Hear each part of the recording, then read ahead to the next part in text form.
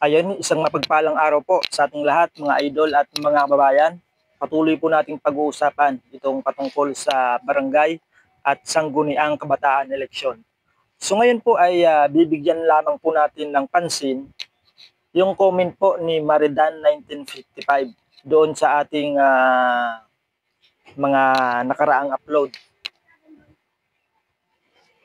Ito po yung kanyang comment, mga idol. Sa Comelec lang dapat makinig ng update para di ma-confuse. So ngayon ay pagbibigyan po natin siya. Makikinig tayo doon sa panig ng Comelec. Kung ano po yung panig ng Comelec about dito sa barangay at sangguniang kabataan na naka-schedule po yung eleksyon sa December 2025. So ito po yung bahagi ng panayam sa chairman ng Comelec na si Chairman George Garcia. Ayan. Panayam po ito ng anchor ng Radyo Pilipinas. Ito po, panoorin po natin sabay-sabay, mga idol at mga babayan. Mukhang pabubuksan natin ang registration para sa mga voters ngayong early part of August. This is, part of the continuing voters registration ng Comelec, o is this specifically nakatutok para doon sa mga boboto para sa barangay at SK elections na so far ay nakaschedule sa Disyembre, Mr. Chairman, sir? Sir Alan, parehas po yan. Yan po yung intention. Pero gusto ko lang muna ilagay sa tamang perspektiba para maunawaan natin. Yan, alam niyo po, originally ang in-schedule ng Comelec sana ay July 1 to 11. Yung ating voters registration. Subalit alam naman natin, bago natapos, bago nag-adjourn ng ating Kongreso, ay nagkaroon po kasi ng tinatawag na bicameral conference committee. Opo. Na kung saan nagkaroon po ng decision sila na hindi itutuloy ang halalan sa December 1 at ito po'y marireset na sa November dahil nga sa pag-fix ng termino ng mga barangay at SK mula 3 taon ito gagawin ng 4 na taon. Opo. So siyempre naman ang Comelec dahil na doon sa kalagayan na gano'n, ito naman aksyon na mismo ng Kongreso, ipinagpaliban na po natin yung mismong July 1 to 11 na registration of voters. Kasi ang gusto natin yung mas mahaba na. So nag-schedule kami mula 3rd week na October hanggang next year na July. Yun na po sana yung ating gagawin schedule. Kaya lang po Sir Alan, sa kasalukuyan hanggang ngayon wala po tayong batas na nagpo-postpone o nagre-reset ng barangay and SK election ng December 1. Yun ang kadahilanan kung bakit pinagpatuloy namin yung paghahanda para sa barangay and SK elections. Kasi po, napakahirap naman Sir Alan na bigla na lang kaming gugulatin na meron palang eleksyon. Tapos hindi handa ang Comelec. So better prepared na lang kaysa naman po wala. Kasama po sa preparasyon dapat na yan ay yung pong pagpaparehistro ng botante kahit maiksing panahon lang. Kasi maiksing panahon lang naman ang nabigay sa atin na timeline o period para mapaghandaan ng isang halalan. So, kaya po kami nagdesisyon na ipursige ang pagpaparehistro mula August 1 to 10. Kasi po, pag hindi kami nagparehistro Sir Alan at natuloy ang halalan sa December 1, halimbawa po yung 15 to 17 years old na sangguniang kabataan, wala po makakaboto. Yes. Sapagkat wala po tayo na iparehistro upang sila mismo ay makapagpatala bilang mga botante. Okay, so this will be August 1 to 10, Mr. Chairman, sir.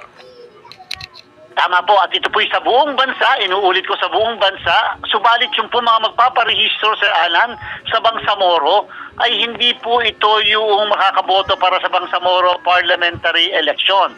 Ibig sabihin, kung first time voter sila dyan sa Bangsamoro o kaya naman sila ay nagpa-rehistro muli, dati hindi nakarehistro o nawala ang registration, hindi po sila makakaboto sa Bangsamoro parliamentary election sapagkat yung pagpaparehistro ito ay intended para sa ating pong barangay SK election ng December 1. So ayan po mga idol at mga bayan, pinagbigyan po natin yung nag-comment doon sa ating post na sa Comelec lang dapat na makinig ng update para hindi ma-confuse. So ngayon ay narinig natin mismo sa Comelec sa pamamagitan ni Chairman George Garcia na wala pang naitatayong batas na magpo-postpone dito po sa December 2025 election. Kaya sila po ay nagpapatuloy sa paghahanda. Ang katunayan ay muli nilang binuksan yung voters registration ngayong darating na August 1 hanggang August 10. O, katunayan lamang po ito ha, at ang sabi po nila ito ay paghahanda para sa barangay at sangguniang kabataan eleksyon. Kaya sa mga kwalipikado na bumoto sa SK ay sila po yung nasa edad 15 years old hanggang 17. O, sila po ay qualified na bumoto para sa sangguniang kabataan eleksyon. So, magsisimula po yung voters registration sa August 1, 8 a.m. hanggang 5 p.m. kung di tayo nagkakamali, mga idol at mga kababayan. So, 10 araw po yan na voters registration na binigay po ng COMELEC. So, kung mapapansin nyo, ay talagang pinaghahandaan ng COMELEC yun pong darating na eleksyon ngayong December, mga idol at mga babayan. Ang katunayan, ito po sa iba't ibang probinsya ay naghahanda din po yung COMELEC. Kagaya dito sa Negros Island ay inihanda po nila yung ito po yung yellow ballot boxes. Negros Island po ito. At dito rin po sa Calbiga. Saan ba yung lugar na Calbiga? Naghahanda din po sila. Ini-inventory nila yung yellow ballot boxes. So ito po ay preparasyon para po sa nalalapit na barangay at sangguniang kabataan eleksyon. Kaya doon po sa mga nagsasabi na mapopospone yung December 2025 election ay wala pa pong pruweba na nailalabas sila. Sapagkat wala pong batas na naitayo yung atin pong mga mambabatas na magpapaliban dito sa December 2025 election. Yung malinaw po mga idol at mga babayan ay yung naka-schedule sa ngayon na petsa ng eleksyon sa barangay at sangguniang kabataan. Na ang malinaw po ay December 1, 2025 yung nakatakda o naka-schedule na barangay at sangguniang kabataan eleksyon.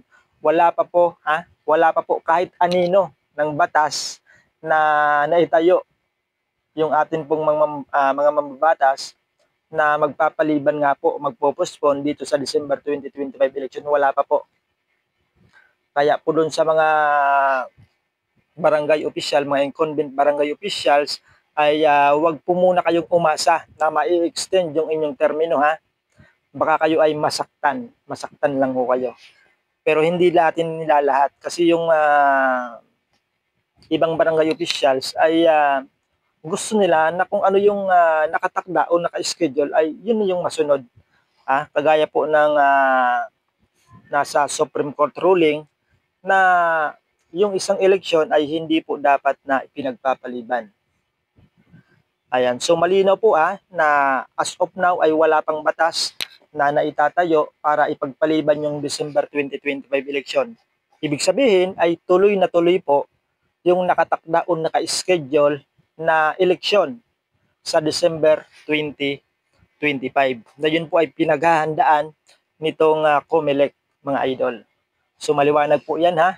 At sana po ay wag tayong malito o wag tayong makinig doon sa mga nagsasabi na mapopospon daw itong eleksyon. Kasi wala pa pong batas na magpopospon dito. Yun po yung malinaw, mga idol at mga bayan. So hanggang dito muna yung ating update at maraming salamat po sa inyong panonood.